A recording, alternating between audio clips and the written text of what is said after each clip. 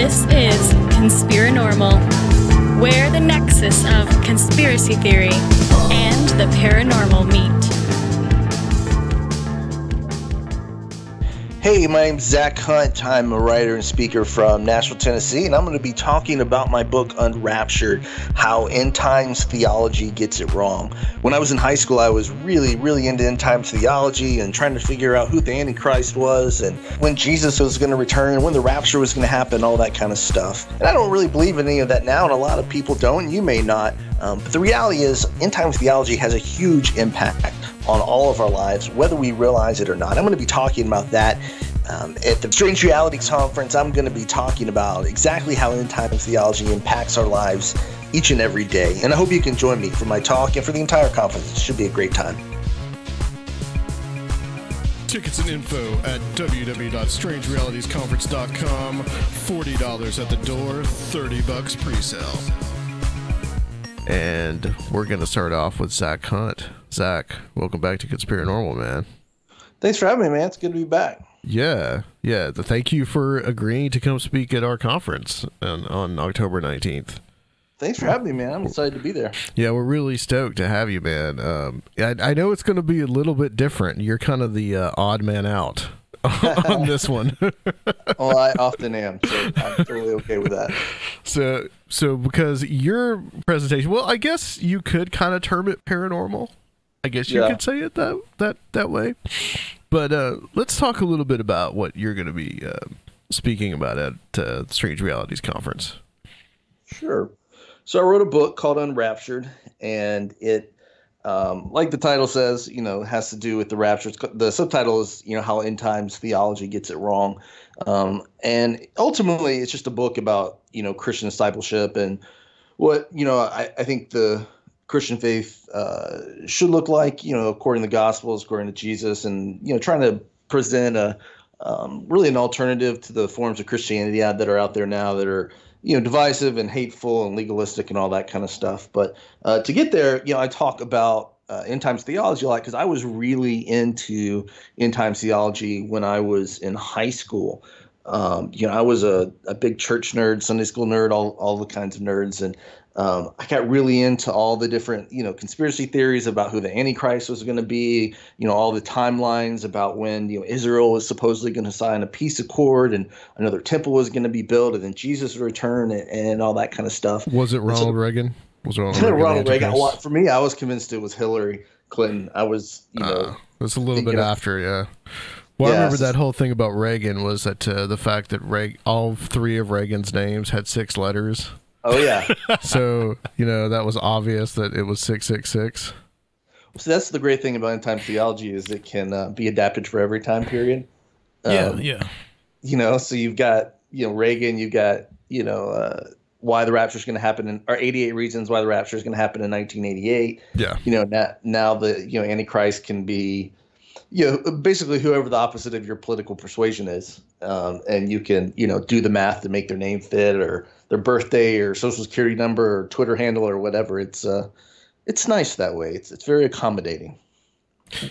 Yeah, that seems like a very common demonization that was used by a lot of different groups because, back in I'm sure as you're aware, during the Reformation, the Pope was often described as the Antichrist and pictured as so in a lot of the different drawings and propaganda at the time. Yeah, I mean, Luther definitely portrayed him that way. A lot of the Protestants did. And the Pope comes up, time and time again, any Pope, as a potential Antichrist, candidate. And a lot of that's because a lot of end times theology or dispensationalism is a Protestant thing. Not to say you don't have Catholic folks who aren't also invested in it, but the stuff that you associate with like the Left Behind novels or Rapture stuff or, the televangelists, tend to be Protestant in nature. And so the entire Catholic Church gets portrayed as, the beast or some other, demonic force. And then, of course, with the Pope as the head of that, then he becomes the, de facto Antichrist. But, it's a wild time, and what I hope to, convey with, the book and in my talk too, is that, even if you don't believe in this stuff, even if you're not a believer, at all, this stuff has a huge impact on our day-to-day lives because it has a huge impact on domestic and foreign policy in the United States. Yes. So for example, if you remember a few months ago when Donald Trump moved the embassy from Tel Aviv to Jerusalem, that wasn't just a political move. It's something that's spurred on by his evangelical base, many of whom believe that such a move plays into biblical prophecy. Like, it doesn't. Like, that, there's nothing obviously in the Bible about the Israeli or the American embassy in Israel, but this idea that there's all these moving pieces that have to line up so that, these biblical prophecies are fulfilled, is very much about end times theology. And it's very impactful because 60 people died, in the protest of that move. And the same is true for, all kinds of domestic and international policies, from stuff with Israel to, climate change, to religious freedom kind of stuff that you hear talked about in the news. So all to say, it's quirky and it's odd, and it's not something that I affirm anymore, and a lot of people would dismiss as irrelevant. But the truth is, this end time stuff, whether you believe it or not, is very impactful on all of our lives, whether we believe it or not. Right. That's often one of the things that we talk about on this show is that, there's some of the various kind of conspiracy theories that are out there, and they talk about the elite or whatever having these like strange beliefs. Yeah. And one of the things that I've often said is like, well, it doesn't really matter what you believe is happening. Right. It matters what those particular people believe. Because some of those people, I mean, they have there's a belief system involved with that too. Oh yeah, like, I don't think for a second that Donald Trump buys into biblical prophecy and is making moves for those reasons, but sure. Somebody like Mike Pence does, Yeah. And Mike Pompeo is another one too. Yeah. Yep. Exactly. One of the guys that I talk about in the book, a televangelist who's somehow still around, that I love, this guy named Jack Van Impe, and oh yeah. Yeah, I mean, he's still on YouTube now, I think. He used to be on TBN. They had a falling out and blah blah blah. But if you get a chance, the man is just it's a marvel to watch. It's great free entertainment. But anyway, he claims to have advised the Bush White House right after 9/11 on how United States military intervention in the Middle East would, correlate with biblical prophecy. And so it's like you said, even if like most of us don't believe in this stuff, if the right people in power do, and they make decisions that are led by this stuff, then, there's real consequences. And like I said, with the Jerusalem embassy move, I mean, real people can die. Not to mention, big stuff like climate change and all that jazz as well. But yeah, I mean, we've got some people in power who really buy into this stuff, and when you really dive into it, it's kind of scary.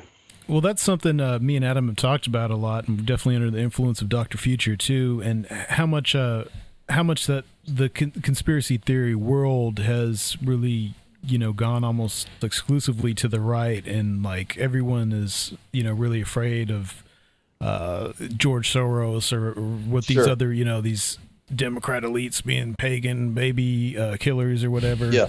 And but the emphasis has been taken off of the theocrats, and like me and Adam try to stay on that stuff, and it's absolutely terrifying if you're a person who believes in separation of church and state. It should terrify you, the extreme convoluted Christian beliefs of some of these people. Well, yeah, I mean, because it's one specific type of Christian belief. I mean, there's so many other denominations that aren't out there. Like the majority of the Christian denominations, aren't as loud as these people. Yeah. Are as influential politically. Absolutely, and that group wouldn't want to hear it. I know I certainly would not have liked this comparison when I was deep in the throes of end time theology. But the obvious parallel is with groups like ISIS or Al Qaeda who are trying to set up their own theocracies, who are trying to set up their own version of it's hell on earth, but their version of heaven on earth, because they believe they need to follow all these commands from Allah, and people get rightly afraid and upset and want to stop them. But the reality is, like, their polar opposite is just the same side. There's different other flip side. I can't even think right now. What's the side? Two sides of the same coin. That's the phrase I'm looking for. But with your dispensationalists, with your end times theology, I mean, they're also trying to force people to conform to their version of the world so that they can usher in the apocalypse, just like ISIS is. I mean, they're not blowing themselves up, but they're outsourcing that violence to the government, to military intervention, to all sorts of other things, in the world. So even though John Hagee or Jack Van Impe or any of these other guys aren't outwardly violent like ISIS is, they're supporting policies by the government or by other people that do have violent ramifications, in the same parts of the world, which is crazy. There's this interplay between them too, between the theocrats, and they kind of made this deal with the neocons for all this interventionism, and it has created more of the Islamic fundamentalists being politicized as well. Like, it's this weird interplay. It is, yeah, and it's for me, it's the irony. All of it is that the folks that really buy into end times theology have this very high view of God and the power of God, to control the future and all this other stuff, and yet their actions speak to a very different idea of God, as if they're the puppet master, and that by doing all X, Y, and Z, they force God's hand to act in history. Which and that's a deep kind of theological puzzle, but it's it looks crazy and it looks like a mess and it doesn't make sense. But when you're in that world, it all makes sense. It's all so clear, and it was for me. In high school, I mean, it was so obvious that whatever news story I saw about Jerusalem was clearly, a fulfillment of biblical prophecy. Right. I remember one time in high school, I was playing basketball, with some friends of mine, and we were playing in my backyard, and I just watched Jack Van Impe that night, and I was like, guys, did you guys, see Jack Van Impe last night? As if, a bunch of teenage guys had sitting around watching a televangelist. Other than yourself, right? Yeah, other than myself, because I was a weirdo. And they're like, we missed that episode of Jack Van Impe. And I was like, yeah, that one? Yeah, exactly. And I was like, I think the rapture is going to happen soon. And they're like, they look at each other like, why are we friends with this guy? And I'm like, well, how soon do you think he's going to come back? And with all the confidence in the world, I was like, I'd be surprised if we're not raptured by this weekend. And that was 20 years ago, and we were not raptured that weekend.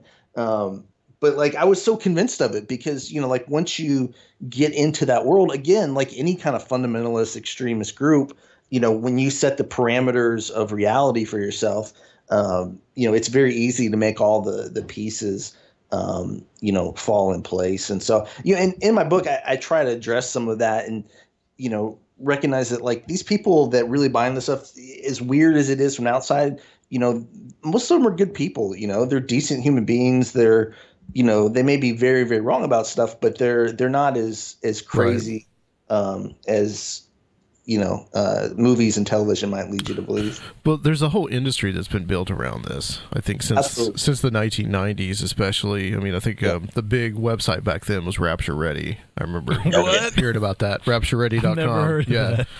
And I think you know what I'm talking about, right, Zach? RaptureReady.com. It sounds really, really, really familiar. Yeah. Well, I mean, it's been a lot of this stuff has been really kind of co-opted now. So there's certain researchers out there. I'm not going to name any names, but if you listen to the show enough, you know probably who I'm talking about. They will put out books and they will say, well, it's going to happen. Something's going to happen in 2012, and then nothing happened in 2012. So then all of a sudden it's going to happen in 2016. Oh, it changed. And now they don't even really mention that they were wrong. They just let it pass. And most of that community just gives them a pass. Yeah. Jim Baker's out there with his buckets right now, just saying all kinds of weird stuff. Well, you can go back even further to the 70s, and you've got Hal Lindsey writing, the late great Planet Earth. Right. Again, convinced that Jesus was going to come back then, and that was 40 years ago, and he's still going at it. Like you said, they gave him a free pass, and the reality is the folks that are writing this stuff aren't dumb. They know, they see an easy dollar, or they know an easy dollar when they see it. And there's a huge market. I mean, the Left Behind series, I think, has sold 80 million copies. Cha-ching. And that's just one title. And that doesn't include, all the paraphernalia televangelists sell, all the movies that come out, all the DVDs. I mean, it's a cash cow for sure. Entire industry. The thing that really stands out to me, what has the actual existence of an Israeli state done for Bible prophecy? Because that seems like the most. I mean, because before that, before the existence of this Israel, I guess, did people have to use it as a metaphor, or it pretty much sets the ball rolling, really? Yeah. So, rapture theology doesn't appear on the scene until the 1860s. There's a guy named John Darby who's a Scottish evangelist who comes over to the United States and starts preaching this idea of a two-stage return of Jesus. So historically, the idea is that there's a second coming. Jesus comes back once, right? And Darby comes up with this idea that no, there's going to be a rapture where the Christians are taken away, and then this tribulation where all this bad stuff happens, and then Jesus comes again.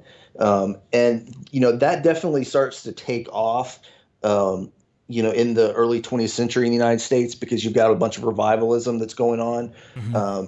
But you're right. Once Israel becomes a state in, was it 47? Is that right? 48. 48. Yeah. Then you've got hard places on a map that you can start tracing, and you can, like you said, the ball really gets going. You can really begin to put hard identities behind some vague prophecy. So like you said before, I mean, there's stuff like this that's been going on throughout the church history. People, in the Protestant Reformation were convinced that the Pope was the Antichrist. People in the Middle Ages, had just as much apocalyptic fear. I mean, the early church was convinced Jesus was coming back immediately. But the stuff that we know it as today, with all of the very detailed Israel-oriented prophecy, absolutely starts in earnest once Israel becomes a state. And of course, since then, certain Israeli interests have really taken advantage of absolutely the Bible prophecy, the role of Bible prophecy, and the role in these theocrats in America. It's crazy. Yeah, I mean, Israel is a state. There's smart folks over there, and they, just like there are everywhere else in the world. I mean, they know. They recognize the zeal and the influence the evangelicals have here, and are able to use that to get American support and American dollars, for that matter. Oh yeah, it's done quite a lot over there. Absolutely. And, it's the messy part is especially with Israel, is because there's legitimate support and aid that should go to Israel, because obviously after the Holocaust and the persecution, historically, things like that. But, it's become so extreme, thanks in no small part to, end times theology, that it's become this, like you said before, this theocratic issue. So that to not support Israel is not just a political issue. It's it's religious, or a sinful issue, because if you don't support Israel, then these biblical prophecies won't be fulfilled, and Jesus won't come back, and then God will be mad at all of us. Yeah, it has almost this Third Testament kind of quality to it, is the way I like to term it. It's the newer Third Testament is what starts when Israel is founded as a state, and this is the beginning of a new kind of biblical time, and it has all that kind of I mean. One of the things you mentioned, and I know this is in the news right now a lot as we're recording this, you mentioned climate change. Now, how is the denial of climate change affected by this? That's a great question. So Revelation, ends in chapter 21, 22 with this vision of a new heaven and a new earth. And if you actually read Revelation, it's talking about the kingdom of God coming down, this new Jerusalem, and it's the melding essentially of heaven and earth, and creation being restored to what it was in Eden, right? And at the beginning of Genesis. But before all that stuff is all this gloom and doom, all these plagues, the moon turning to blood, all this kind of stuff, and all that stuff is it's part of apocalyptic literature. It's all metaphors. It's mythology that's used to convey a deeper truth. It's not literal history that John is trying, the writer of Revelation is trying to convey. It's a message, and he's using this genre of apocalyptic literature to convey that. The problem is that story has been read or turned into the story of the earth's destruction. And so the idea in end times theology, and really through a lot of Christian thought, Protestant, Christian, dispensationalist, or otherwise, is that the world is going to be destroyed, and then God is going to start a new heaven and new earth. And if the earth is going to be destroyed and burned up in fire, then it doesn't really matter what we do with it now, because God's going to start over. So who cares about climate change? Who cares about recycling? Who cares about all that kind of stuff? The problem we'll just is trash it on the way out. That's the Yeah. Why not? Well, so Exactly. it's not so much a denial of pending ecological catastrophe as it's just believing in this new earth, so it doesn't matter. Yeah. Yeah, and if anything, it can be kind of twisted into this almost like statement of faith and deny it, because by letting the earth go to crap, to trash, you're speaking to your faith that God is going to make all things new. The problem is that Revelation says that God is going to transform the world, not destroy it. And so God, it's an act of healing. It's an act of restoration. It's not an act in Revelation of tearing everything down and starting again. So yeah, I mean, like I said, it's one of those things where you wouldn't necessarily connect those dots, but end times theology has a huge role to play in how evangelicals in general look at environmentalism. So it's not so much. I mean, that's something I think is important for the public to understand, that it's not so much as denial, that there's actually this third block that actually kind of it probably would even acknowledge ecological problems, but they just don't care. Even though that's kind of a direct contradiction of the Bible too, and of course. that the first part of the Bible, be good stewards of the earth. That's exactly. Yeah, I mean, and that you raise a great point. It's less. I mean, there certainly is obviously plenty of climate change denial in the church, but it's less about denial than it is about ambivalence. Of, like you said, like, who cares? Whether there's climate change or not, because God's gonna start all over again. Yeah. Do you have any thoughts on? Have you watched that documentary on Netflix about the family? Have you watched that? I have. Man, I lost sleep after the first episode because it was so real, I guess. So familiar, I guess, is what I'm looking for. I only got through the third episode, and man, it reminded me so much of youth group and growing up. It was scary. But yeah, it's groups like that are hard. Like they're hard to pin down. Like the biggest problem I think with that group is their refusal to be held accountable. And like that's, to me, is the really scary thing. Yeah. Like, I don't think that they're like this. Like, I don't think the issue is they're like this secret cabal, as much with like this very specific, plan for getting rich and powerful, as much as they are, like you were saying, like we were talking about before, they're very theocratic. And so, they want to force everyone to conform to their version of Christianity, but they want it to be done in secret and behind the scenes. And so, they go towards these particular people in power, and influence them, in that way, and they hide behind the scenes so that nobody can, call them out on it. But there's some weird folks out there, that's for sure.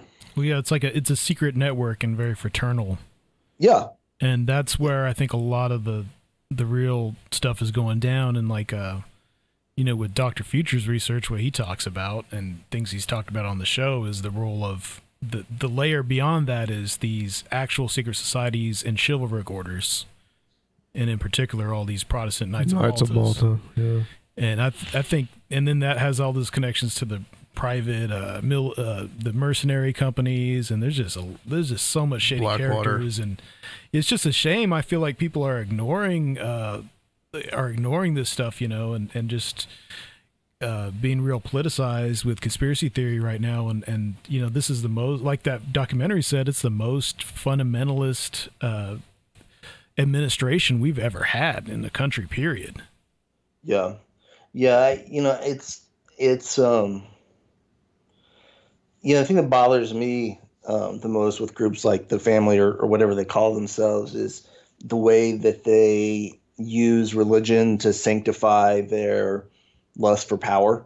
Because I'll give them the benefit of the doubt, and I'm sure they believe the things that they say they believe, but the fact that they feel compelled to hide their actions, to do it all, in secret, and then, stamp it with Jesus and the Bible, really bothers me and should bother anyone of faith, because that's just so antithetical to the Christian faith. To Jesus, who's about the least of these and about being humble and being a servant, not about, manipulation and control and secrecy and things like that. Yeah, they're definitely taking liberties with the religion. Absolutely. Yeah, and one of the things that we've talked about on the show is the New Thought movement, and the family is the one that I think is most influenced by the New Thought movement. Are you familiar with New Thought, what that is? I'm not. No, I'm not. Well, New Thought, should I define? I'll define it. The New Thought is this whole idea of basically, it's kind of like name it and claim it, I guess, is what you could kind of say, which I know that's another form of, prosperity gospel kind of stuff. Sure. It also seeps into the prosperity gospel. Positive thinking. Yeah, but it's just like kind of the power of positive thinking. A lot of it's based off of ancient Hermeticism too, which is interesting that it seeps into Christianity. And Christian Science was going on at the Christian same time. Science, yeah. Well, Norman Vincent Peale was one of the big proponents of this. What is it? What was the name of his book? The Power of Positive Thinking. Power of Positive Thinking. Yeah, and and of course Trump. His family and Trump himself, as a child, went to Norman Vincent Peale's church. Yeah. And so the family is very influenced by Norman Vincent Peale. In fact, directly. And so this is where you get this whole idea of we need to harp on the rich and the powerful people. Yeah. And the problem becomes, especially when they're dealing with in the third world, where they're talking to the rich and powerful people, and not getting them to redeem themselves of any of the bad stuff that they have done. And they're basically kind of like in bed with these brutal third world dictators. You start having a problem there. Well, like you're saying, this idea of Third Testament, this idea of it's a new Christianity. Yeah. It's an elitist Christianity. And I just think it's important for the public to understand that the Christianity of these people in power is probably not their Christianity. Yeah, it has echoes of Gnosticism to it. And Gnosticism was one of the first heresies that the church faced, right after, its founding. And the Gnosticism is essentially the idea that there's this secret knowledge out there. And so you have some of the early Christian texts that didn't make it in the Bible that have this stuff in it about how, you've got the Gospels, but there was this other secret truth, secret knowledge that Jesus had, for his, most inner circle. But that whole idea is just so antithetical to Christianity itself, because Jesus is, if you remember from the Gospels, when Jesus dies, the veil in the temple that separated the people from the priest is torn in two. And, it's this symbolic act that encompasses Jesus' entire life of breaking down barriers and opening up the table and, making space for everybody in the kingdom of God, because Jesus was constantly welcoming more and more. The idea that secret power being held by, this elite few is just anti-Christ in the most literal sense of the word. And so that's where I get so frustrated and disgusted by some of these groups. Again, like this family, is that, they're doing all this stuff in the name of Jesus, but what they're doing couldn't be more anti-Jesus, if they tried. Well, right. I think there's a lot of positive, Christian mysticism also that doesn't necessarily have to do with power groups. It's but they have their own kind of perverted mystical Christianity. Well, absolutely, but Christian mysticism definitely has a space in the Christian tradition, but Gnosticism would be a separate thing from that. So yeah, I don't have an issue with Christian mysticism, just the Gnosticism of the ancient world. Yeah, the idea of hidden knowledge. Yeah. So when I'm talking about Gnosticism, I'm not talking about Christian mysticism. I'm talking about the elitism of this secret knowledge. like as if, some Christians are more important than others. Right. And I think that informs prosperity gospel too. Yeah, sure. I mean, because the prosperity gospel is, if God loves you, he's going to bless you. And so whoever's, richest must be, the most loved by God. And I don't want to start a fire here, but, when you get to Calvinism, there's a little bit of that elitism in there too. Oh, yeah. Because, the only people going to heaven are the ones that God chose, the elites. Yep. But we don't know who those are. Yeah. Well, I mean, if you go to technically certain churches, you can rest assured that you're part of the faithful. Yeah, no, that's a whole other can of worms for sure. Right. There's another documentary that I watched that's on Hulu right now called Hail Satan with a question mark. Yeah, I've heard good things about that. It's about the temple. Was it the temple of Satan? These people that they're Unitarians with goats. Yeah. Essentially, that's really funny. But it's interesting to me that you've got this like supposed like satanic group that's out there fighting this fight for like the separation of church and state. Yeah, and really pointing out that this is the consequence of the religious freedom or the quote unquote religious freedom laws. That they can have public. We can have the same. Whatever, we can have our statue of Baphomet right next to the Ten Commandments and all this, and. What do you think about those guys? The Church of Satan? It's the Temple of Satan. Or Temple of Satan, yeah. I think it's fascinating. I mean, at the very least, I think it's a really clever approach to this issue. Well, to the twin issues of, this, like you said, the separation of church and state, and then the cries for religious freedom. Like Trump and I guess Pence too were at the UN yesterday talking about the importance of religious freedom, and you hear this from the right a lot, but all they really mean by it is conservative Christian freedom. They're not as interested in Muslims or Hindus or Jews being able to practice their faith as they are them just not being. They want to be able to not bake cakes for certain people, right? And so, to me, it's a really interesting way to turn all that on its head and really, reappropriate that language to, or that mentality or that tactic or whatever you want to call it, to expose it, for what it really is. Because if you're going to bang the drum of religious freedom, then you have to make space for all religions, including Satanism. And, right. That's not really what they want. And so to take that and flip it on its head is really fascinating. To me, but yeah, I haven't seen the documentary yet, but I've heard good things. I definitely want to check it out. It just exposes the consequence of that desire to have this religious freedom that they're, and what true religious freedom means. I mean, we could get into that. It would probably be like a 3-hour podcast, but just all this. What the separation of church and state and what it does. People don't realize. I think people, these real fundamentalists, they don't realize just how, if the church and the state are combined, it hurts the church too, not just the state. Sure. Yeah.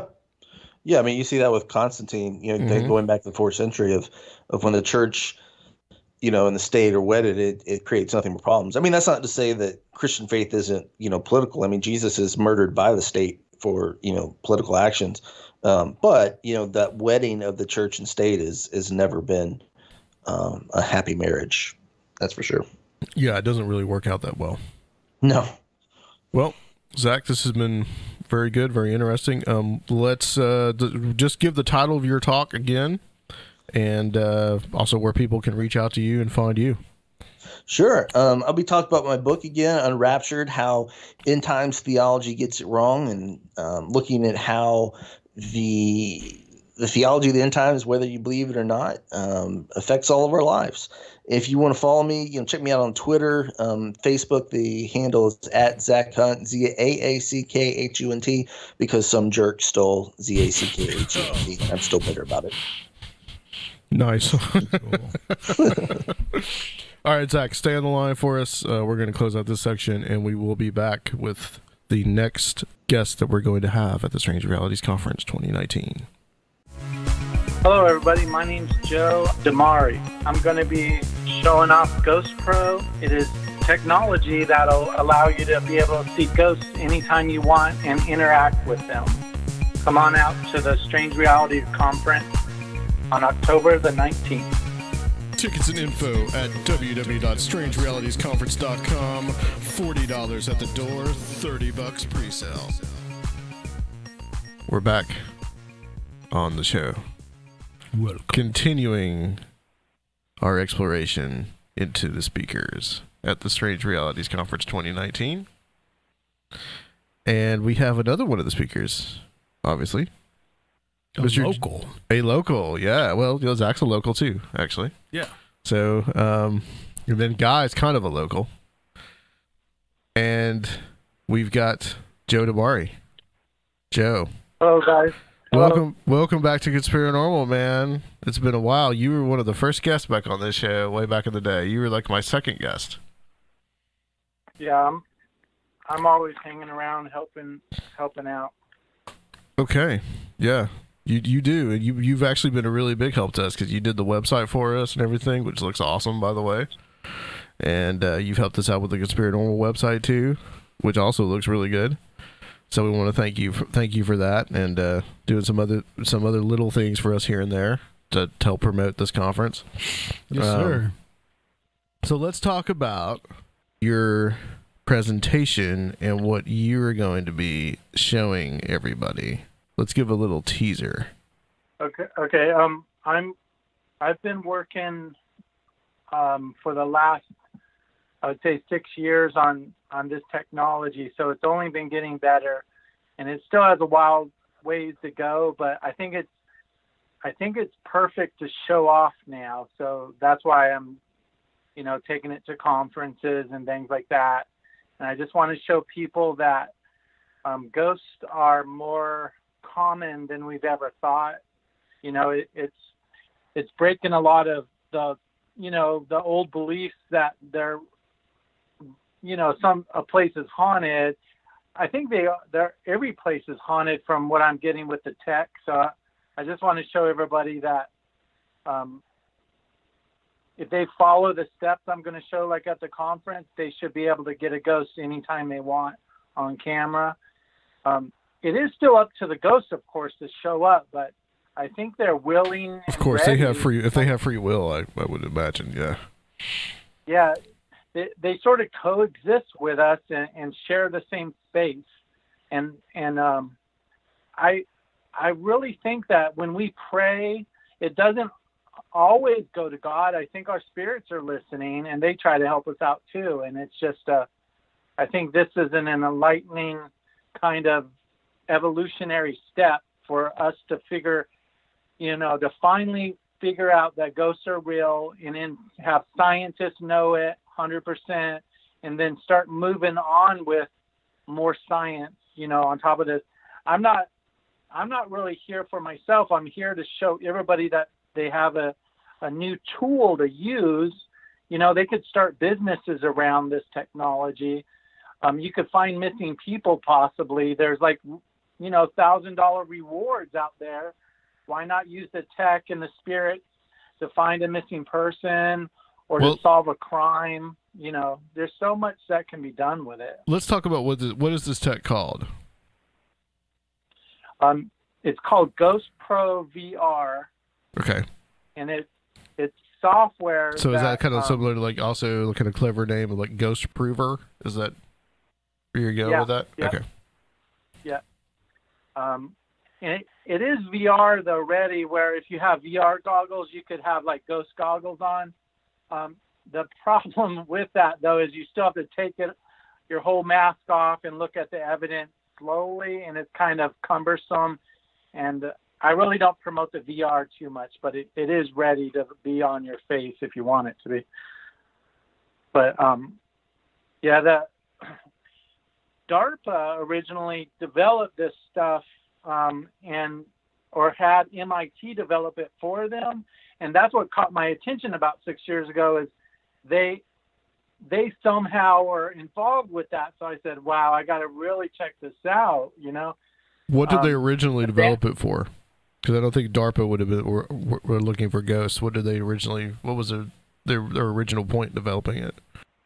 Actually, we don't know that, because I called MIT and I said, "Did you guys know that you just invented a way to show ghosts?" and they didn't confirm or deny it. They just said, oh yeah, it also does other things. So they admitted to it that it was able to do that. So many words. So I was like, what? So yeah, they originally said it was for the medical industry. Okay. Didn't it have something to do with like heat signatures or something? Wasn't there something like that it was picking up, like heat waves or something like that? Sort of. It's similar to technology that's in the thermal camera, but it's not looking at infrared. It's looking at all the other waves of light, that are in the visible spectrum. And if something moves or changes, it highlights that, in a color change. So it's like the opposite of a thermal camera a little bit, but more. It's based on light signatures rather than heat. Yeah. The heat is light also, but heat is just that infrared light. So they're only concentrating on one wavelength with thermal. But with this stuff, it's looking at all the other available light. Then it blocks out, it turns completely black anything that doesn't move or change color. Then things that move and change color, it highlights on a different degrees of intensity. So basically it could be used for target acquisition and finding like camouflage soldiers, I was thinking. Like anything that moves, it'll know. So if they're breathing, they claim that it could see a baby breathing from across the room, a little infant when they're sleeping. And that was the medical industry thing, is they wanted to know if the little babies in a preemie ward, doctors don't want to disturb all the sleeping kids. So they said that they put this technology on it and they could see if they were doing okay without going in there and disturbing them from a distance, kind of thing. Making sure like the heat was radiating from them and that things were normal. Not heat, but seeing their chest go up and down. Up and down breathing. Movement. Okay. Yeah. So I don't know why DARPA would fund that though. So I'm like, yeah. So this leads into other stuff. I've used it to look for UFOs and things like that. And I'll be talking about that at the conference of the ability to get something outside in the clouds with it. So it's pretty cool. Okay. So you've been working on this for like 6 years and you've kind of like adjusted this and kind of like made it your own kind of thing. So what has been, is there a little bit you could tell just a little bit kind of like about like the process of some of like the changes that you've made? Yeah, back in the day when I was with Ghost Asylum behind the scenes, we would do and we would look at just a 10-second clip of video to see if there was ghosts in there, and it would take the computer an hour, 40 minutes to an hour to do the mathematical calculations on that. So it would take forever.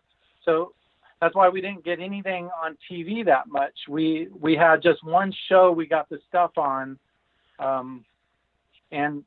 but back then it would just take so long to do. So over time, I've been working with the programming and stuff, and I've gotten it to be live basically. So it's using the live, when you do a preview of your camera, when you're looking for, like when you're just looking at a subject in your camera before you take a picture, it's using that preview of the computer pulling in that light already. So it's working live. So it's like 100 times faster now. And another thing I added was the ability to get communication from the supposed spirits. We're able to get them to talk using changes of light. So I cross-reference changes of light with a dictionary. So I just did the top 22,000 English words and phrases, because a lot of words have their past tense and present tense and stuff like that. So, but I narrowed it down to names, numbers, most common words, most common phrases, things like that. And that is cross-referenced with the first 22,000 shades of light changing in the middle part of the camera. And I put it in a closed container with just a single light bulb on. It needs light to work. So when you do that, who's ever manipulating that can talk, and they've been reading minds. They can read it. It is so fascinating. So I ended up writing a book called Pocket Future, and it sort of kind of deals with predicting the future, stuff like that. So I'll be talking about that a little bit. Are you going to be selling the book at the conference? No, I'm just going to just let people know that it's available for sale. I just didn't want to go out of pocket a bunch of books and for no one to buy them. I figured they could order them on Amazon.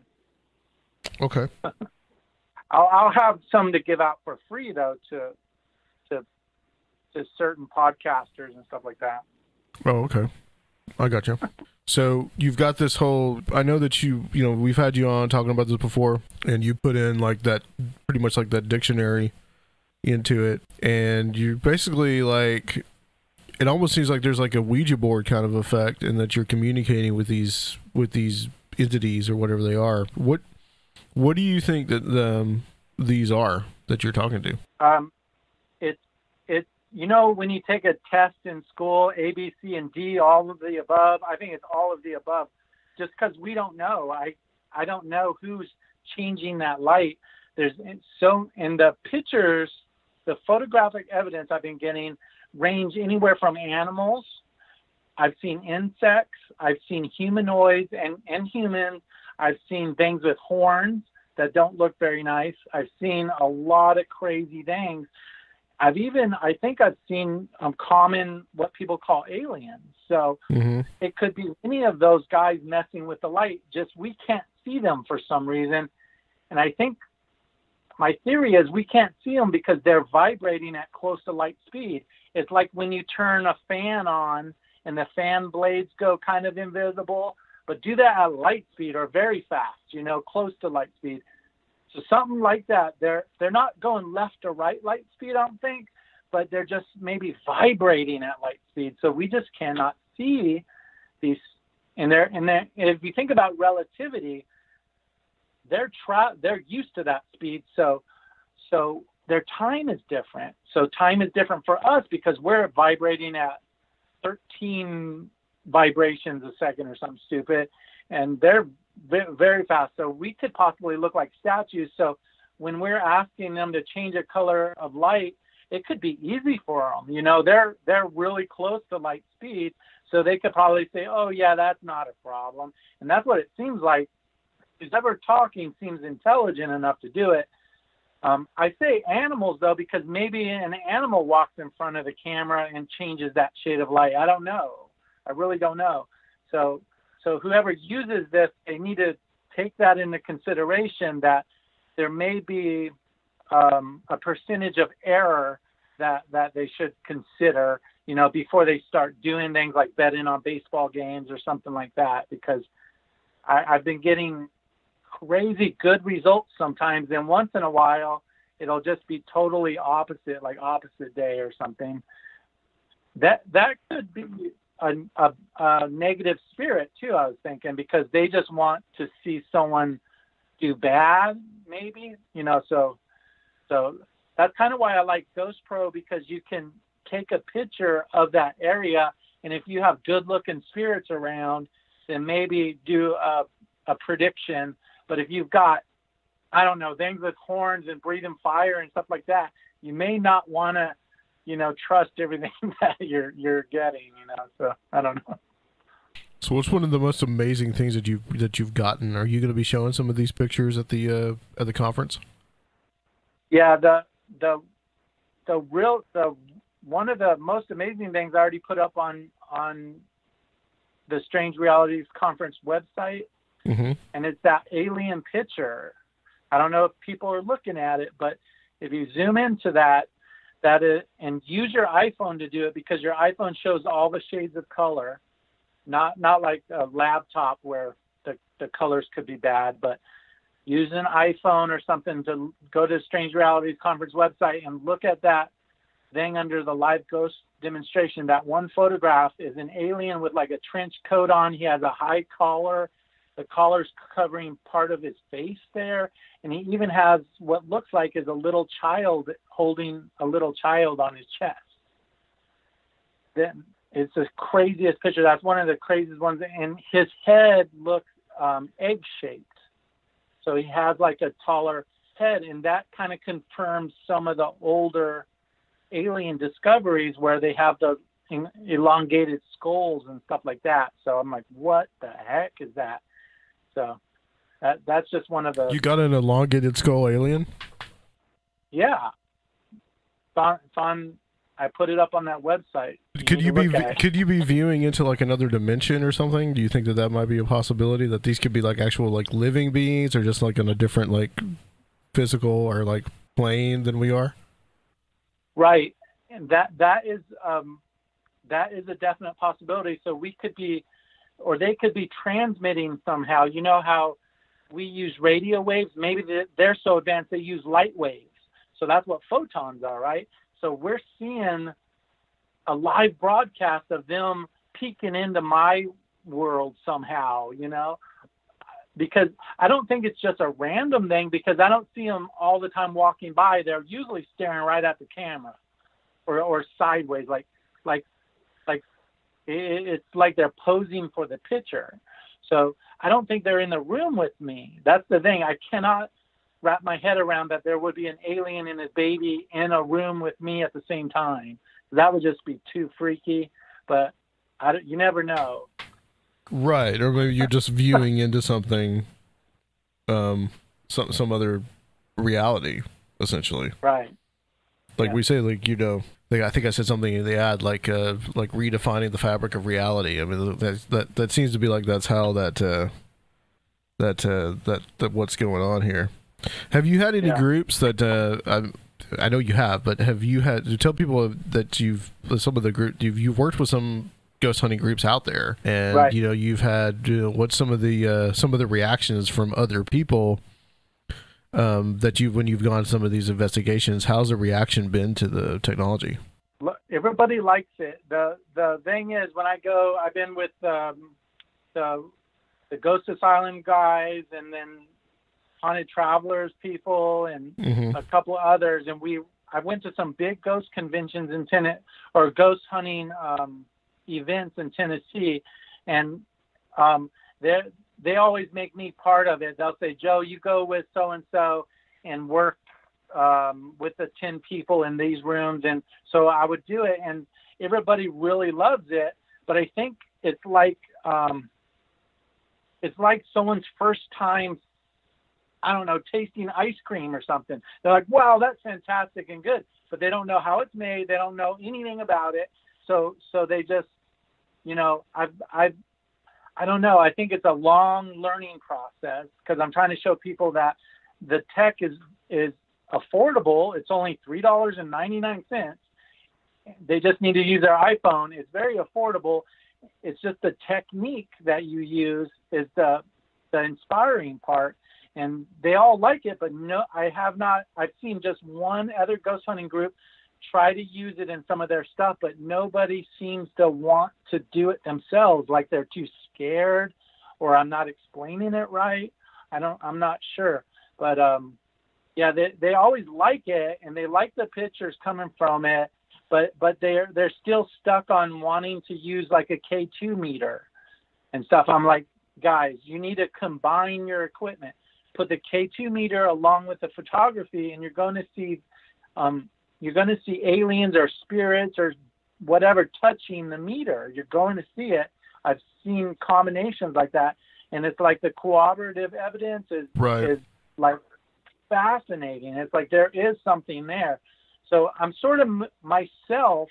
I'm still taking photographs and things of spirits, but I'm kind of done myself proving that they exist, because I know without a shadow of a doubt that they do exist, because it would be mathematically impossible for me to get this many photographs of this many things, you know, if it was random.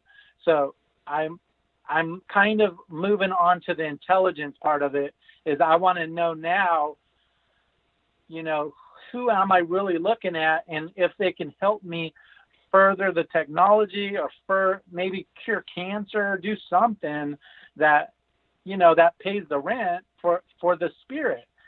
I've always said that if they're coexisting with us, why don't they help us pay rent and do chores and stuff like that? Maybe they are in their own little way, why would they need to, though? That's the thing. I mean, if we're talking about like spirits, like it just seems to me that they wouldn't.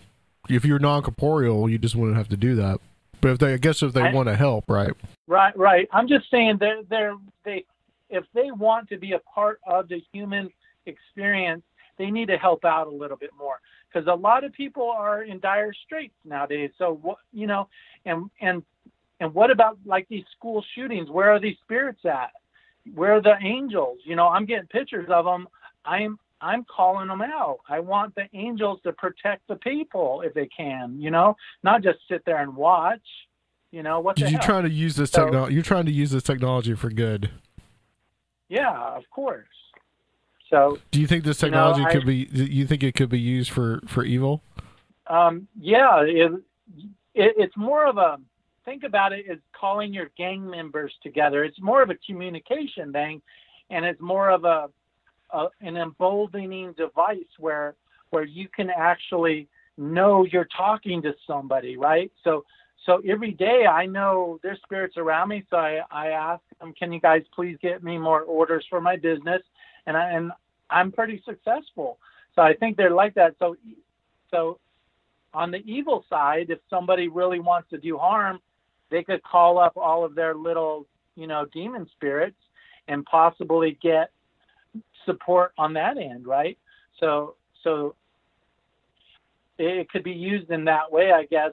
So do you think that they kind of like reflect you and like your own kind of like attitude, like you're kind of more of a positive attitude? Do you feel like what you're picking up reflects that more of that positivity? Yeah, initially, but it is actually your I guess your desire, because I could easily say I want to look at the demon spirits, but I don't. I just want to look at good stuff.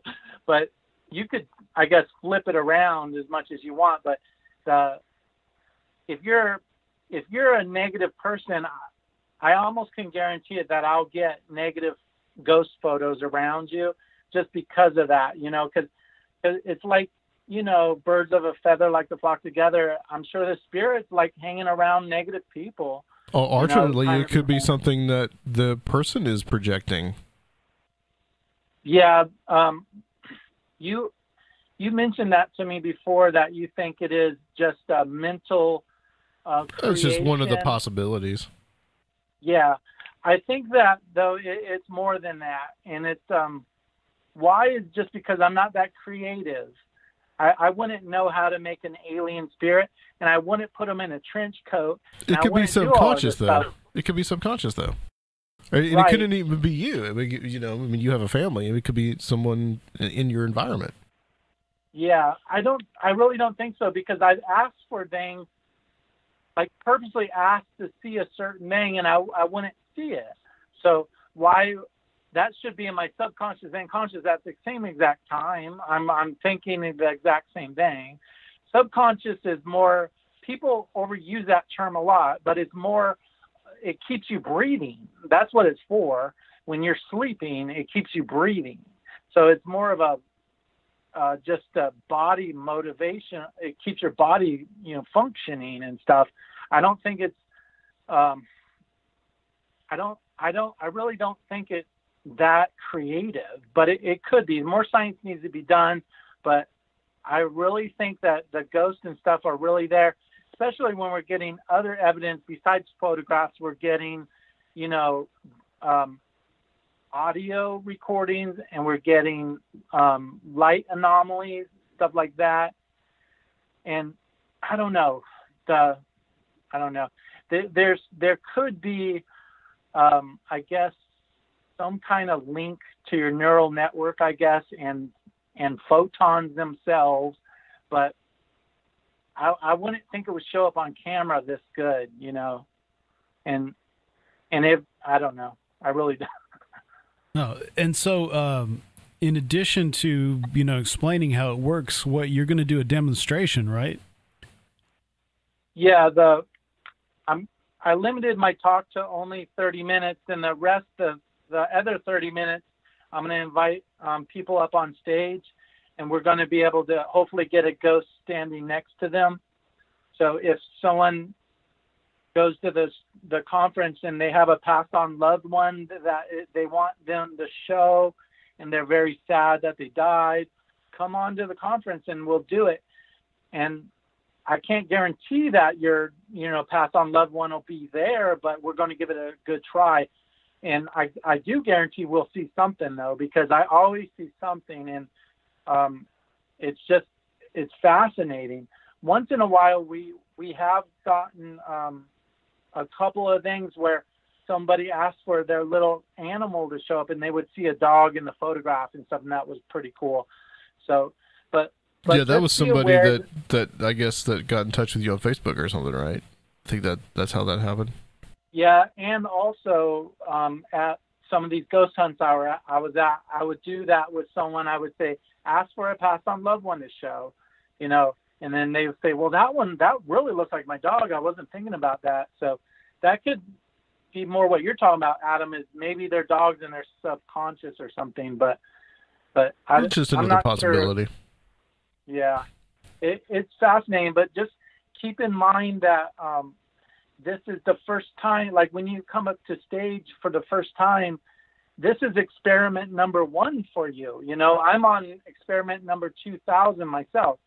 So if something doesn't happen that day, take the technology with you and keep trying, because there is something there. And mathematically, we're not just getting a black void, which we should, because we're just shooting on a black surface, right? So we should just get shades of black only, nothing else. But we're getting humanoid figures coming through, and that's plain mathematics. There's no like graphics involved or anything. So it's so interesting to me. The picture of the alien on the website, that is off of a semi-reflective surface, kind of like plastic. And there's no one in my room to reflect and look like an alien. That's the craziest thing. So I'm like, what am I looking at? You know, so stuff is happening, and I just want to share this with everybody. I just want everybody to use the tech for themselves and start a business around it, maybe. Or, you know, there's so many avenues that this could lead into, beyond science even. It could just be entertainment, I was thinking. You know, why not bring up Hitler and ask him why he was such an asshole, you know? Stuff like that. It could be a crazy I want to do that, Adam. If we get another podcast show, let's talk about the moon landing with the ghosts and see what they have to say, you know? So I want to do stuff like that. Try to combine the conspiracy theory and the paranormal. I like it. All right. Joe, tell everybody where they can find this technology and contact you if they want to. Okay. Just go to ghostpro.us, not .com, but ghostpro.us. And then just go from that website. You can get all the links and stuff there. All right. Excellent. Thank you, Joe, so much for doing this. And guys, well, we're going to be back with yet another guest from the Strange Realities Conference 2019. We'll be back in a bit. Hi there, my name's Mark Anthony Wyatt, and Adam and Serfiel have invited me over from England to be at the Nashville Strange Realities Conference. I'm very proud to accept, and I'm going to do a talk called Cornwall, Creativity and the Supernatural. I hope to see you there. Tickets and info at www.strangerealitiesconference.com. $40 at the door, $30 pre-sale. Cool. Well, how you doing, sir? Yeah, pretty good. Had some really well, yesterday I popped out to see. Do you remember me talking about Michael Williams, the paranormal investigator, author, writer? He did everything. He was everything, really. I think so. Yeah. He died. He died sort of. When was it? End of January, February time. Oh, really? To cut long story short, his secretary rang me and said, "Would you like to come out and go through Michael's books and help yourself to any that you would like?" Uh-huh. And yeah, amazing. I mean, I wasn't too greedy, but I picked up some amazing books. Oh, nice. Which will help me with my talk, funnily enough. Oh, okay, cool. So some of them are very old. I mean, really old. Sort of folklore stuff from way back. Yeah. And another book is a reprint of a sort of 1850 something book, which really the book itself is like 1905, but it's a reprint of something from I think 1850 something. Okay, what's the book? And it's called hang on, let's get Footprints of Former Men in Far Cornwall by R.S. Hawker. Well, Hawker is a massive character here in sort of Cornish history. Okay. He was like this sort of, we have a sort of reputation for having these sort of strange clerics. There's been like 3 or 4 of them. Yeah. And they sort of do strange things, and sort of like Victorian times, most of them really. He was one of them. He was an amazing character. And he lived on the coast in the north of Bude. So about 10 miles away, I suppose. Very, very extreme cliffs, you know, hundreds of feet high, jagged rocks. Hundreds of people used to die on that coast all the time, you know. And he was like this priest that lived, his church and his manse were just up the top of the cliffs. And he used to lower himself down on ropes and basically pick up the pieces. They called them gobbets. And if there were any survivors, he would help them too. So, yeah, it's an amazing character. And this is his book. And it mentions a lot of stuff, a lot of the history side that's in my book. Oh, nice. Sorry, I'm rabbiting on. I'm rabbiting on already, aren't I? Sorry. No, it's just, you know, when you get into this stuff, it's just, when this stuff's in your head and you're doing the research, it's just like, I think we've already started. Well, you know, we have, haven't we? Yeah, it's interesting when you're doing something and you're doing that research, and then all of a sudden, like, you know, these books just kind of seem to just come to you. They do. I mean, I've heard of that. I've heard of that phenomenon before, where just like this kind of stuff, the weird synchronicities like that. I think Colin Wilson actually talks about stuff like that. You know, he does. He's mentioned in my book a few times actually. Oh yeah, because he was right there in Cornwall. He was. He was on the other coast, which is, you know, it's such a small place. It's not far away. It's probably, I suppose, half an hour away, I suppose, from where I am now. He lived in a place, I think it was Gorenhaven, I believe, just a tiny little village. He wasn't from Cornwall, but like most of the writers that have come here and all the artists, they come from elsewhere, most of them, not all of them, right? But a lot of them do. It's got a reputation.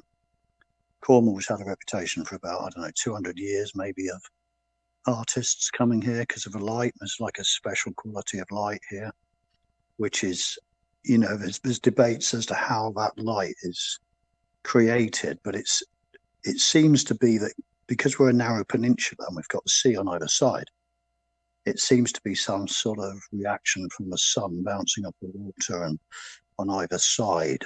You know, this is what people think. But the artists have all come here, you know, and they try to capture it.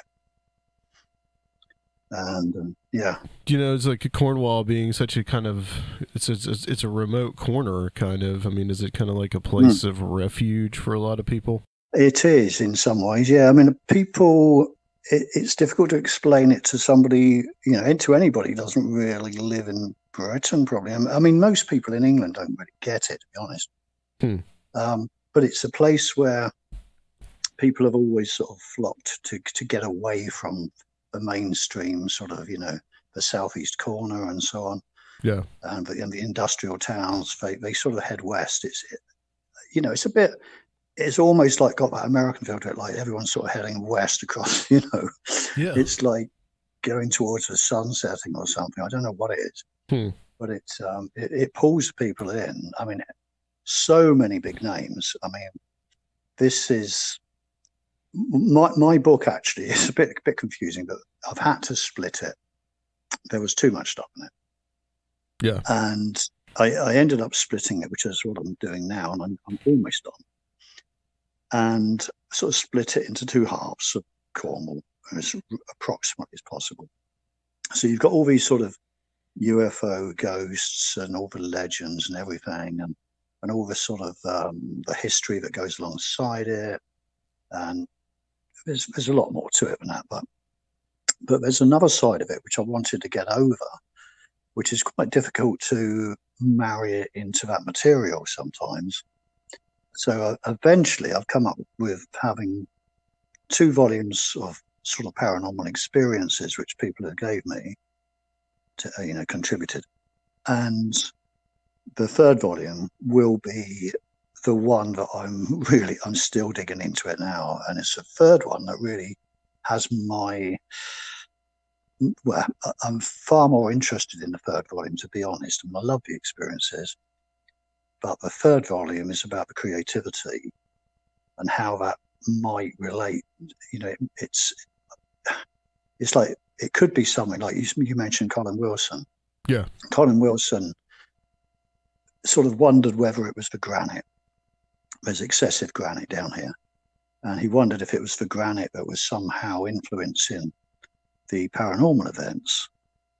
I don't think that's the whole answer. I mean, I really don't. But it does play a part, because most of the big sort of hauntings and so on that everyone knows about are in areas of high granite.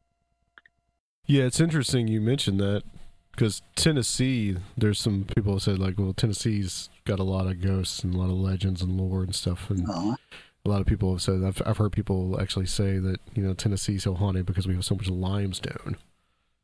So right. I've heard this rock kind of theory of hauntings. Yeah, it goes into this whole kind of magic of place ideas and what are the environmental influences and geological things we've been talking about a whole lot lately. Right. Yeah. Well, let me introduce you real quick, Mark. We've got Mark Anthony Wyatt, guys, and he's going to be speaking also at our Strange Realities conference here on October 19th, which we are pretty much down to the wire.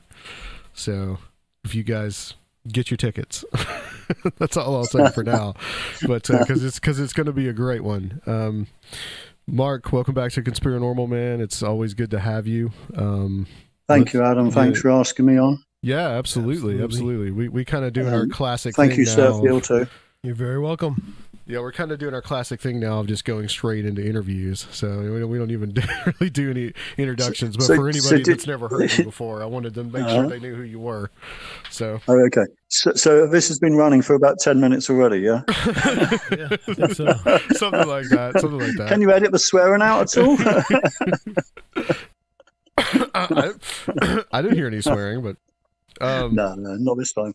But yeah, I mean, so you right now are in England, specifically Cornwall.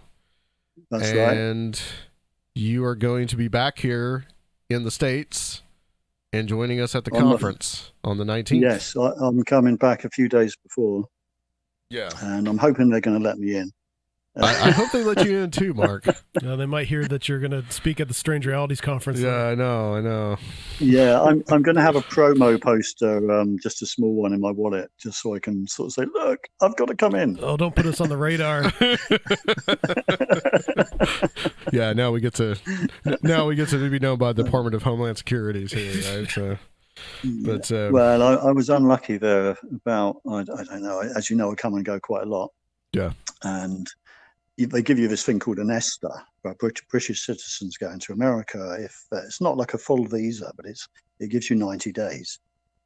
And I'd never had a problem for near enough 3 years. I've never had a problem coming in and out. I'd occasionally be asked. They ask you questions like, "What are you going to do when you're here?" And what's your job? How are you earning money to keep you here? Sure. And most of the guys, I've tried coming in different places, most of them are just very, they're good fun. They're just doing a job they have to do. And, as I say, most of them are great. But there's one particular guy, he must have had a bad night. And it was in Chicago. So it could be that he had a lot of, maybe he had a lot of Irish blood in it, and he just didn't like English people. I don't know. It could have been that, because I know that over Very there. true, yeah. I've actually learned that when it's like we have, I'm a bit close to the bone talking about this, but I've known Irish people all my life in England who live here.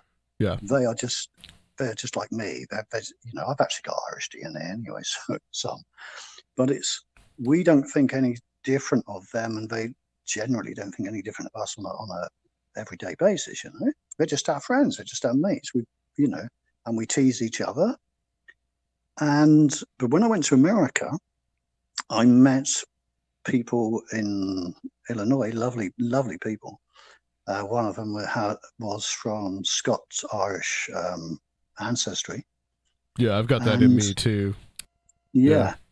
But basically what's happened is I'm not sure if I can explain this properly, but when they went over there sort of 200-300 years ago, they sort of took they took the culture that they had, they took the dislike that they had with them, and it's never changed. It hasn't evolved. It's just, and he admitted this. He said, well, even down to the language, they use a form of like Elizabethan English. It was like in the Appalachians. Yeah. I probably said that wrong. Yeah, but no, you said it right. They didn't really change that much. Because they were sort of untouched by outside influences when they were in there, I think, that they have not. Whereas in England, the language has evolved into something completely different now. I mean, you can see that on the media. If you watch an old film from wartime, the way they speak is very, very posh, on the TV, on the films, and but it's completely different now. Whereas I think when it went over there to America, it sort of stayed much the same. So, and I think all their old animosities were sort of part of their, it's sort of like their folklore, almost like passed down through generations. So it was quite strange having all these remarks thrown at me, just in fun. I mean, it was all in jest. Yeah. From and I'm sort of thinking, well, I don't know what the big deal is, because I've never had a problem with that in my life living here. The Scots-Irish they're a little bit of an earlier, but then you've got an earlier movement. They were planted, weren't they? But then later on, the Ulstermen, later on, the main Irish immigration, the huge Irish immigration was from the potato famine and all that, and that's where, and those guys really distrusted Britannia. That's right. They really hated them. Right. You really, in some ways, like the way the government handled that in the 1840s was basically just let them starve. That's why the Irish were such a propaganda tool for like the Germans in World War I here in the United States, because the Irish were really against Britain. I've heard all the stories about.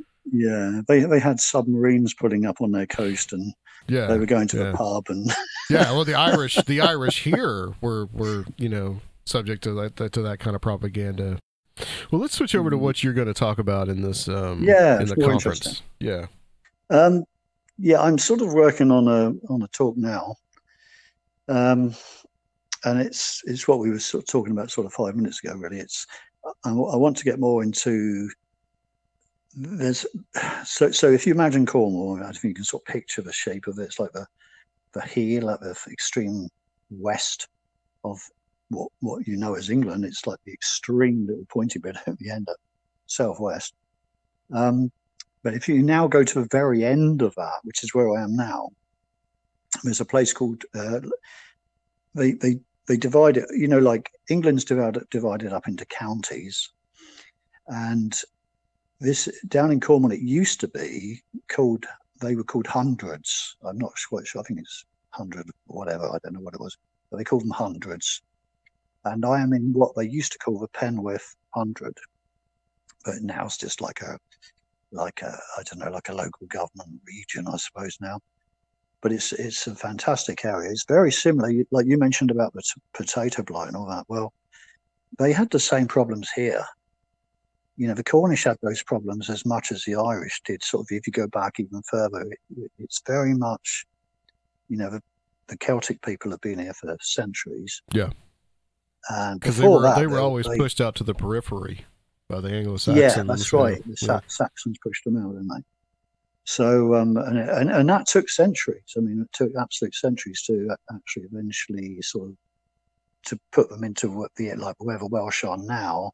And the Cornish and the Welsh, of course, were, you know, cousins, sort of similar tribes that just got split at Bristol, basically. I suppose one went sort of north into Wales, and I think it was, they called them, they've had so many different names over the years. West Wallace, I think that was, we were called, Cornwall was called West Wallace, I think, which is like, obviously turned out to be Wales in the end. And they would have been just Wallace, I think. I might be wrong on that. But there's, you know, this long history of Celts here. And my own family, my cousins down here, they are sort of original Celts. And you can see just by looking at certain members of my family that they are not English. I mean, they're just not English. There's a complete difference in the way they look.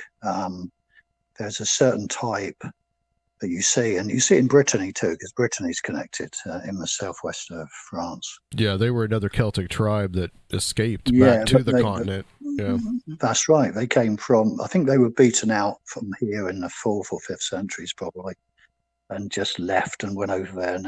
And Brittany was just like a New England, if you like, before New England. Something like that, you know. How would you describe that different look? They tend to be, I mean, I trouble is, I'm just generalizing really, but there's a mixture of them. I mean, some of them are quite big people, others are quite sort of small and red hair. Red hair is one of the things. Well, you don't see it everywhere, but there's a certain facial characteristic. We're getting into racist what do you call it? Profiling here now. I mean, it's not meant that way. It's just that I see these things. Yeah. I mean, if you look at the rugby teams, you know, if you look at you can possibly see that maybe. If you look at the Welsh and Cornish, and then look at the English. Although I think it was, have you heard of Alan Wilson? He's like I'm not sure if he's still around actually, but he's getting on a bit now. But he's a fantastic sort of independent historian. And he once said that, you know, there's all this sort of pigeonholing, like, you know, somebody will say, well, I'm Welsh, and somebody else will say, I'm Scottish, and somebody else will say, well, I'm English, and so on. But it's been a big sort of melting pot of all of us, and we're all related.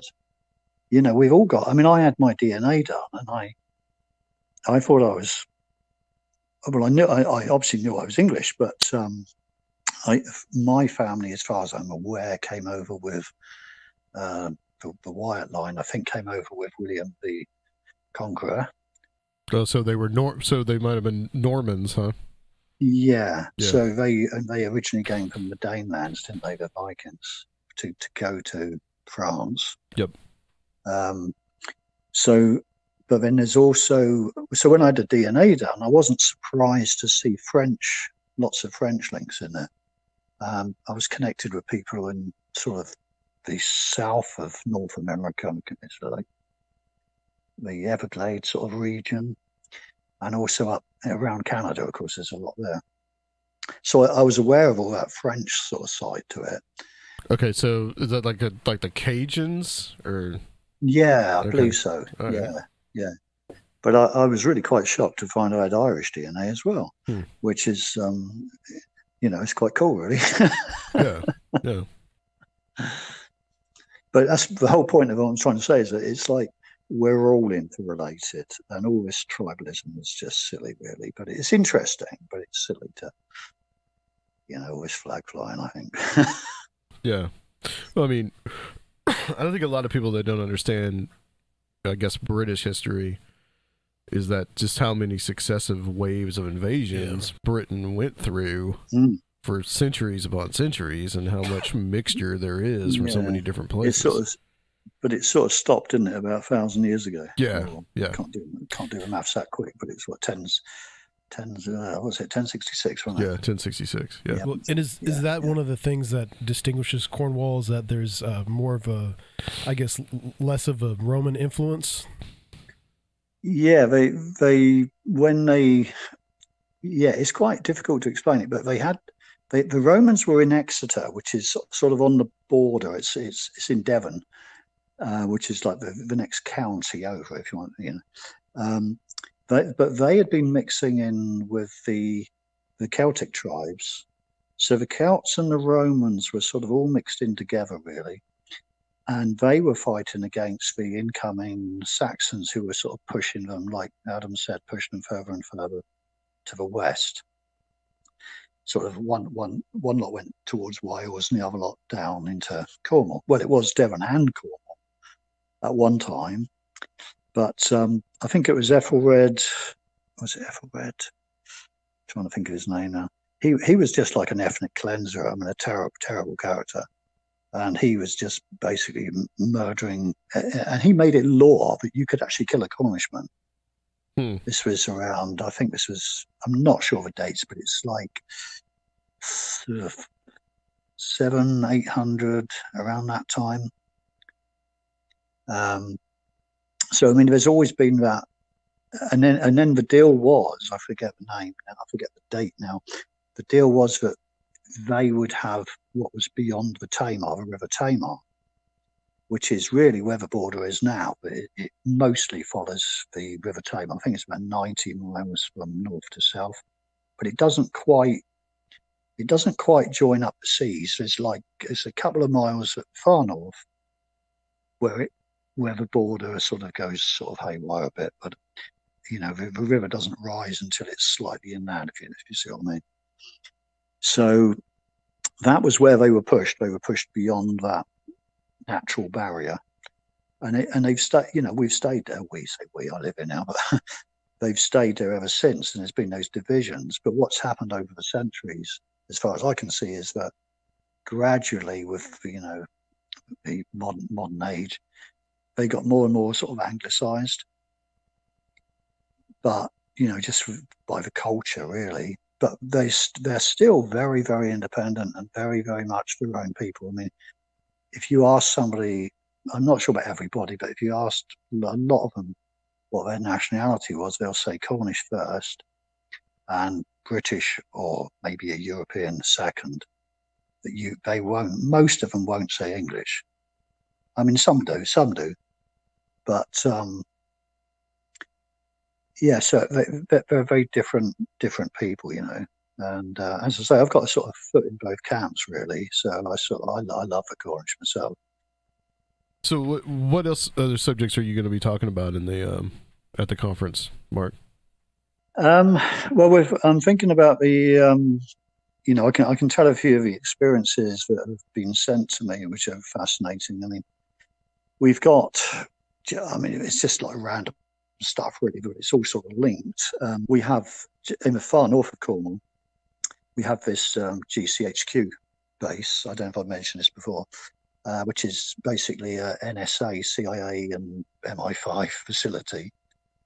And have you heard of GCHQ at all? It's Cheltenham. I have heard the name. Yeah, I've heard of the name of GCHQ. What is it? Yeah. Do you know what? It's what does it stand for? It's essentially a spy station. It keeps an eye on all communications around the world, and so we've got the big one north of London, and we've got this other one down in Cornwall, and I mean, there's a lot to be, it's a fascinating subject in itself, but. One of my friends was actually on a woodland survival course quite near that base. This is back in the 90s. And I won't spoil it, I'll tell the whole story, but they've got these massive dishes, like you get these big early warning dishes and sort of listening dishes. I don't know what that technical term is. And he was just in these neighbouring fields and woods with a few people on this course. And he noticed how, as it was getting darker at the end of this beautiful summer's day, it was getting darker. All the lights came on this base. It's quite a big base. And he was just struck by how beautiful it looked. These fantastic lights were all glowing. And, so he grabbed his camera and just took a few random pictures. As he was taking these pictures, he said he felt a shiver go up his spine, like there was just something not right. And within seconds, these two jets came over from the south, heading north, sort of heading over towards Wales. And he didn't mean much to him at the time. He just, the situation developed. He didn't see anything apart from these jets. He felt there was a light in the woods that started sort of coming down towards him, but he couldn't see anybody with the lights, just like this weird light. He got spooked by this because he was on his own at the time, and he felt there was something not quite right, like he was being watched and so on. So he hurried back to his colleagues and decided he wouldn't mention it to them. They had just put out their campfire and were just turning in for the night. And he couldn't sleep all night. He felt something was around the camp that they had, just watching them, which is highly unlikely. I think that people would do that, And the next morning, so he uploaded the pictures, and to his surprise, there was a UFO. I think there were only 3 pictures, and in the middle one, just in that one, there was like this sort of classic shape UFO sat over the top of the base, which is quite amusing, really, given that they're supposed to be spying on everybody else, and we've got all this equipment to listen in, because I'm sure they do they probably do watch what's out there as well as what's not just China and Russia. It's probably up there too, and there it was watching them. And this is this giant circular complex. Well, no, it was more of if you can imagine, like the old what was his name? I'm trying to think of that guy from the sort of early '60s, a classic shape. He claimed to have all these meetings with aliens. Meyer. Yeah. Meyer, yeah. The guy in Switzerland. Yeah. Yeah, that's the one. I can't think. So they were sort of vaguely that shape, but it was very blurred, like a hubcap. Yeah, and I mean, it didn't look huge. It didn't look huge. But this was above the complex itself, though. That is, it was actually circular sitting structure. Above it. Yeah. I mean, as I say, the actual disc itself didn't look big, but it was definitely something. And as you said, at the time that you took that picture, the skies were. It was getting dark, but there was nothing in the skies apart from these 2 jets, which had sort of came by. And I actually put this. I mean, I put it through my own sort of basic editing that you can get on on your average laptop, just to try and see what it was and enhance it. But when I say enhance it, I don't mean change it. I mean just sort of change the colors so that you could see if there was something there, and there definitely is something there.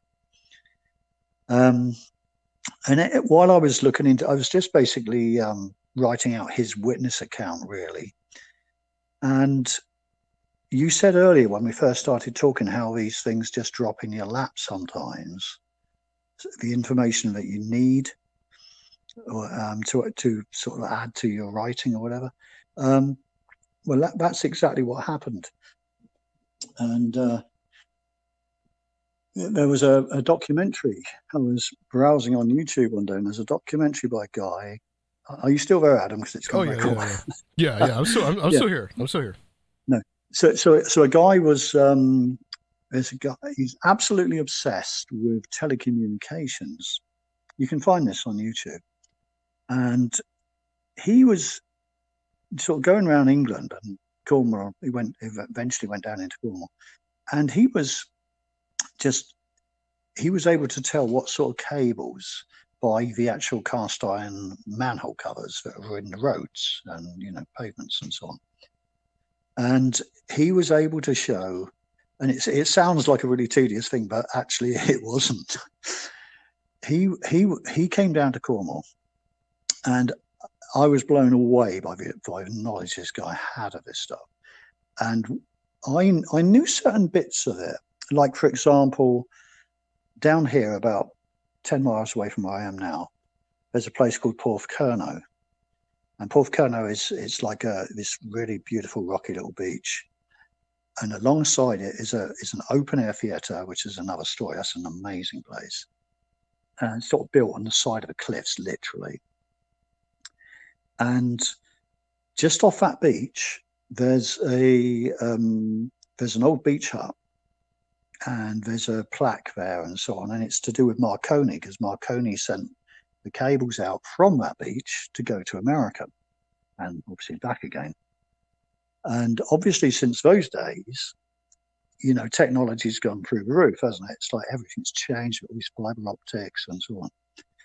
Now, I'm sort of going off subject here, but that information about the UFOs and stuff, they tend to be seen around the places. Well, they get seen everywhere, I suppose, but they do get seen a lot around these places where the cables leave our beaches. Okay. And the information that's going through those cables, as the guy said, and there's some sort of just a general traffic between, you know, people like me and you chatting across the Atlantic, but there's also a lot of sort of government, sort of private lines, if you like, literally private. They're private, and you've got links between the Prime Minister and the cabinet and the American equivalent, you know. So what I would say is that a lot of those cable, that's obviously highly delicate information, a lot of that stuff is going back and forth. Now, these discs, quite often sort of disc flying saucers, whatever you want to call UFOs, are sometimes seen around those areas quite frequently, really. So perhaps they may be listening, they may be reading communications, who knows? It just seems, and the other thing is, there's always been this. There's so many old stories. In fact, it's not just old stories. One of the guys who contributed, or a couple actually, to the book, were fishermen. They go out to sea off of this coast around here, and they have had sort of missing time experiences when they've been fishing. Some of them just fish off the beach, like beach casting, and some go out in the boat. And there's a few stories. Now, that also ties in to the same area, exactly the same area.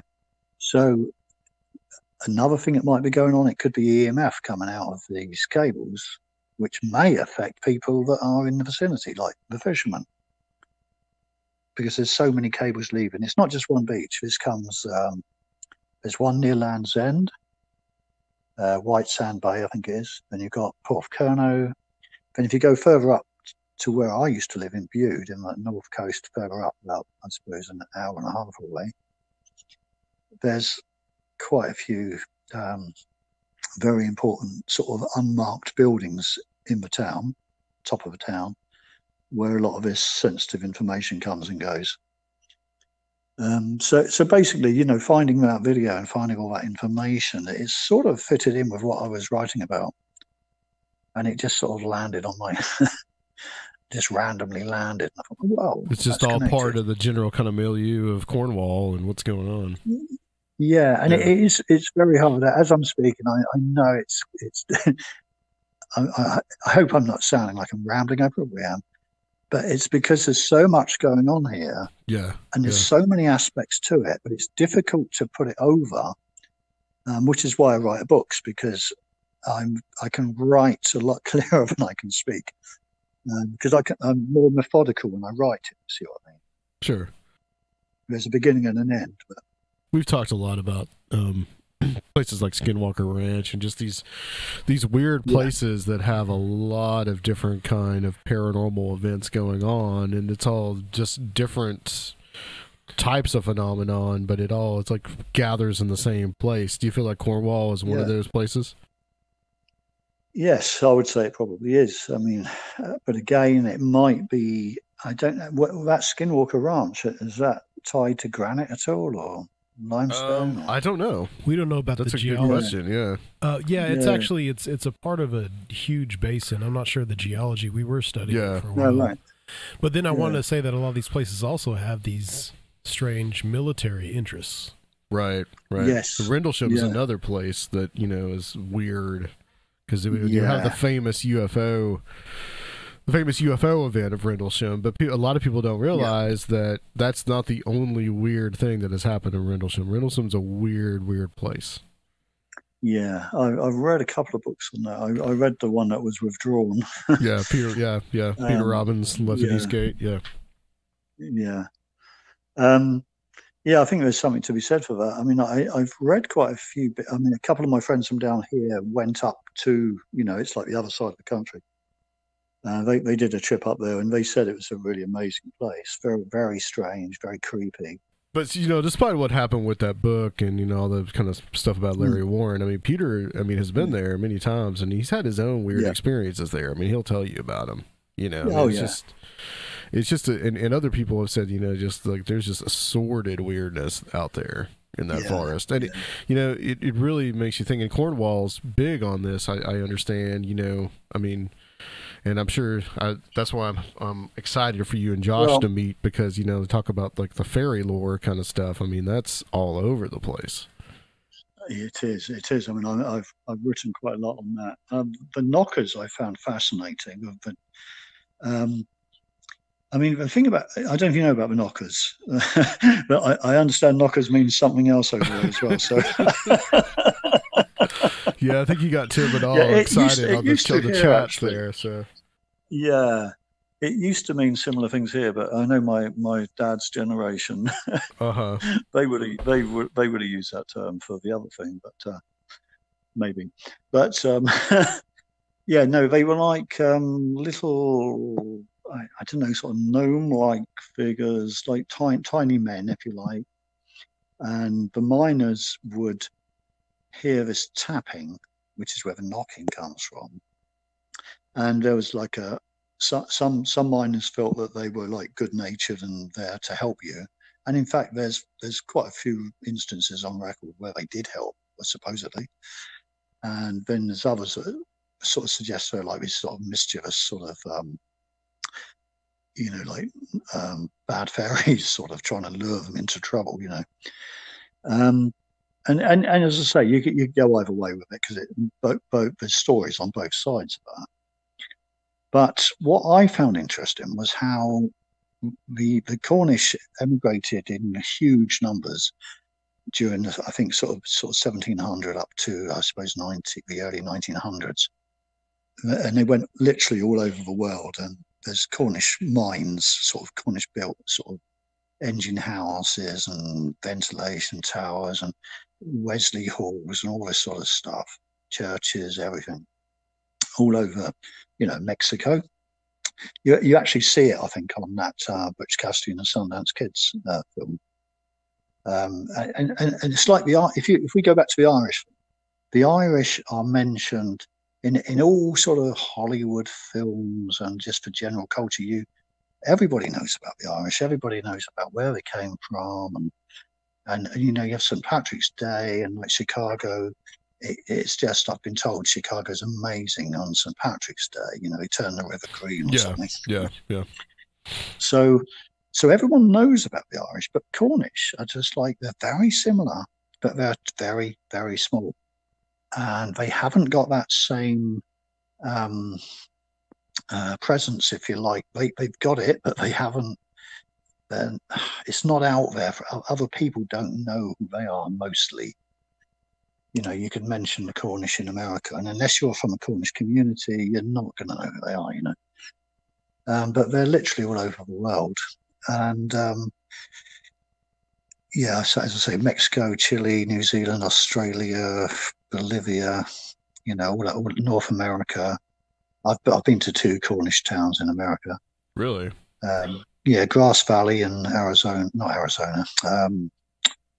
California. Okay. Grass Valley in California. Interesting. And Mineral Point in Wisconsin. Are there particular surnames? Yeah, and it's incredible. If we come back to what we said earlier about how they look very distinctive, I was in Mineral Point in Wisconsin, and we already knew that. I mean, there's Cornish flags flying everywhere, and it was really strange just seeing that in America, And the town was built more like an English or Cornish town. It wasn't anything like anything I'd seen in the rest of America up to that point. It was because it was built by Cornishmen, most of it, And all the big names there now, the population is mostly Cornish to this day. So we went to a Italian restaurant in the evening to have this like really good oven baked pizza. And there was a young lady behind the bar serving us. And she asked me where I was from. And of course I told her. And she said, she got really quite excited. And she said, "Oh, I'm Cornish." She said, and she was about 16, I think. And she said, "I'm going there next summer." And it's evidently, that's what all the young people in this area do. They save their money when they're at college or whatever. And then they have this trip to the homeland, which is literally just Cornwall, not England. It's not England, it's Cornwall. Yeah, they don't care about London. Right. And then they go back again, having done it, And the weird thing about that girl was, she could have passed for the sister of one of my nieces down here in St. Ives. And I forgot to mention, she had the same surname as my cousins here. The Cornish surnames, not all of them, but some of them begin with TRE. And they are a Trevorrow, which is, obviously where that comes from. There's a rhyme by Trey, Pole and Pen, ye shall know the Cornish men. And basically they're saying any surname beginning with TRE, PEN, or POL. Yeah, that's where Penzance. Yeah, Penzance. Yeah, that means Holy Headland. Huh. That's another story in itself. That means there's a whole. I mean, I think we touched on this once before. We talked about the Jesus legends coming to Cornwall, right? And I've dug into that a lot. I am now pretty much convinced that I think he did. I've seen enough to convince myself. Yeah, a lot of that's associated with, I think, Joseph of Arimathea and being a tin merchant, and Cornwall being a huge source of tin. Yes, that's exactly right. There's several places around Cornwall. I mean, I think there's probably between 6 and 10 actual places which have links to the Middle East in terms of the name or of it. There's just so many little stories. But the thing is, those places weren't really connected. If you go back century, those places weren't really connected because everyone lived quite small in their own area, didn't they? And yet those stories have survived. There's a lot of legends about influence from other maritime cultures, right? Like the Phoenicians, even if that's just a legend. Right. Yeah, that was prior to the Celts. You see, I mean, it's quite amusing in some ways because, like, people will say to me, "Well, I'm a Celt. My family have been here for hundreds of years," and I have to smile because, like, even they weren't the first. Right. It's like, from what I can gather, there was this like sort of out of the Middle East. I mean, I don't know much about it, but they came out of the Middle East and they sort of settled around the West Country. And I've even heard that the county I was born in, which is in the southeast of England, which is called Surrey. I remember Alan Wilson, a historian, talking about it, and he suggested, I can't remember what his reasoning for it was, but he suggested it came from Syria or Assyria. That's interesting. Yeah, I mean, I can't remember what his reasons were, but well, like the people that built Stonehenge, I mean, they weren't Celts. They were way before the Celts even came to Britain. Yeah. It's just such a big subject, isn't it? It's like, I don't think we can ever really, even these guys who dig really, really deep into it and spend years on it, we're never going to really know, are we? It's just something we can talk about, and it's interesting, but I don't think we'll ever really know. Well, American-wise, this is interesting. The Cornish American, Mark Twain, actually. Yes, yeah.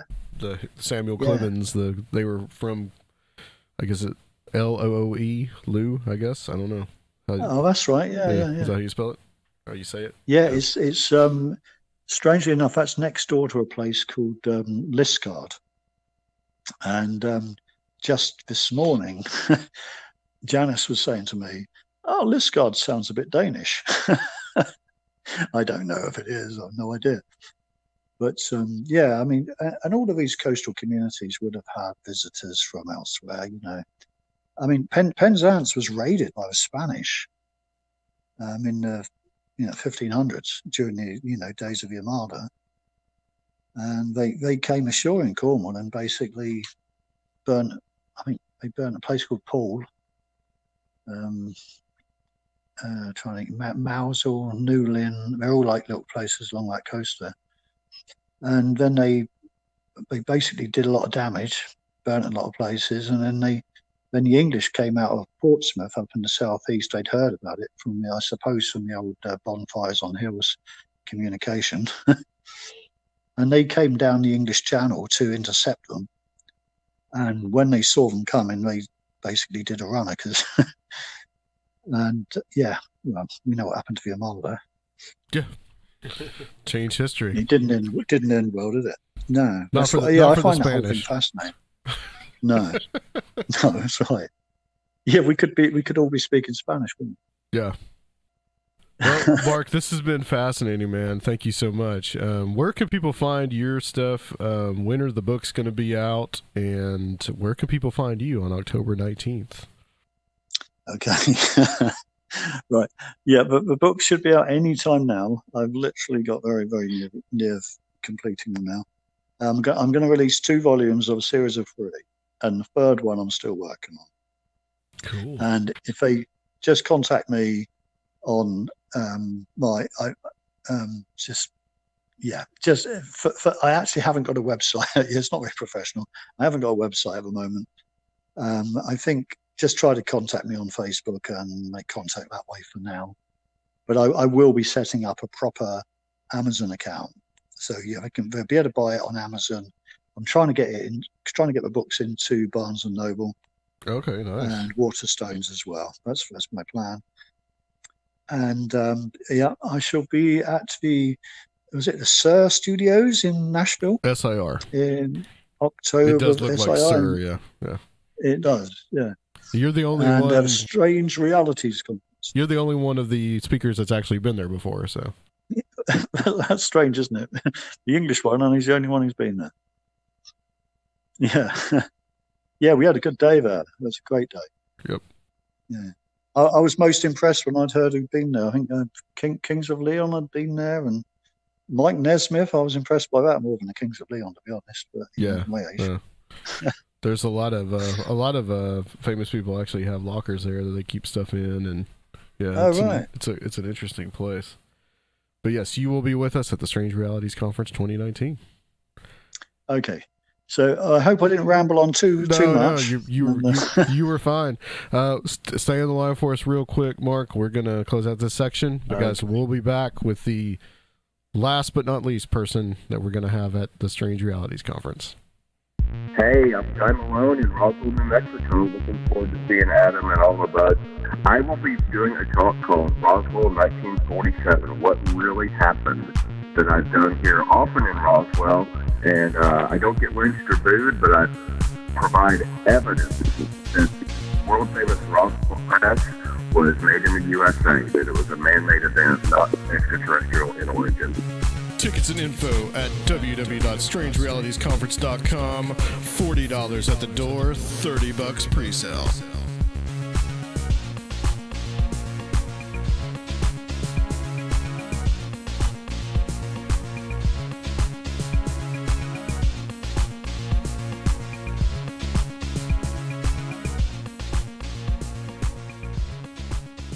Guy, you are going to be here with us on October 19th at the Strange Realities Conference.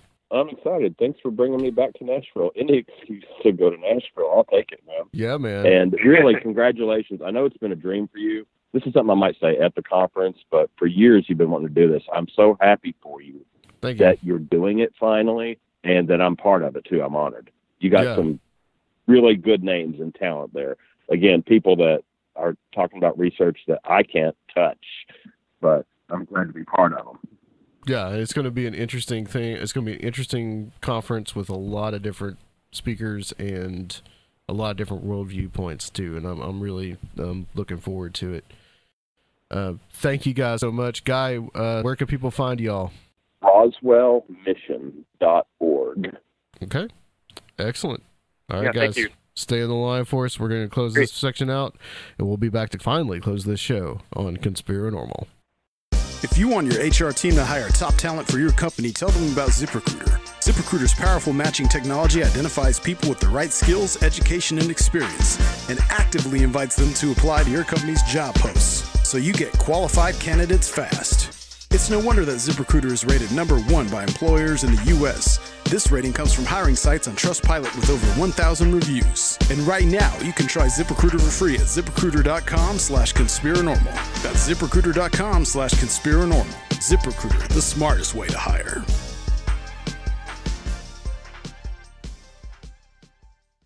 Okay, I think we covered all the grounds as far as who's going to be speaking at the Strange Realities Conference 2019. That was part 2. If you haven't heard part 1, go check it out. Yeah, that was with Tim Banal and Joshua Cutchin and Timothy Renner. And this one was Zack Hunt, Joe Dimare, Mark Anthony Wyatt, and Guy Malone. So we made a decision, I believe, on the Guy Malone one, because we went like an hour and 50 minutes with him and his friend Steven. Yeah. So what we're going to do is we're going to, for this show, and you probably already heard it, just Guy describing what he's going to be talking about. But then we're going to do an entirely different bonus episode of them at Area 51. Yeah. Which will be out a few days after this one. Yes, sir. And we might do a Patreon out of that episode too. Yeah, yet to see. Maybe. Yeah, yet to see. So we might just put the whole thing, put the rest of it up. We're not entirely sure at this moment. So all right. Well, Adam did get me sick, everybody, just so you know. Yeah. But both of us are feeling much better. So that's a good thing. This virulency that has affected us. But I won't talk too much about that. I'm in my ultimate period of liminality right now too, because I start a new position at work, and I believe we both are. Yeah. So guys, tickets for the Strange Realities Conference are still being sold. We have a limited amount, which is about 100 tickets, and they're picking up. And it's picking up. So guys, if you want to come to Nashville, or if you already are in Nashville and want to come to the Strange Realities Conference, you can go to strangerealitiesconference.com. There is a link there that will take you to the Eventbrite link, and that's where you can get your tickets. On Eventbrite, it is $30, and at the door, it's $40. It's going to be $40, so it's going to serve you well to get a prepaid ticket and help us out a whole lot. Yeah, and you can use that $10 that you're going to save to buy books, which we're going to have. Or a T-shirt. Yeah, we are going to have T-shirts. So that is being worked on at this very moment. So, all right. I think that's going to be it. There's no reason to belabor the point. It's been a very long show. So, guys, which we actually did over the course of like 2 weeks, in case you didn't notice. So, guys, thank you for listening to Conspirinormal. We've got our Patreon that's out there. You can support us that way. That's at patreon.com/Conspirinormal. You can leave a one-time donation on the site. Feel free to leave an iTunes review if you can. And also don't forget our YouTube channel at Conspirinormal Podcast. And that's it, man. We're going to be back next time with Nick Redfern talking about Russia and UFOs on Conspirinormal. Strange Realities.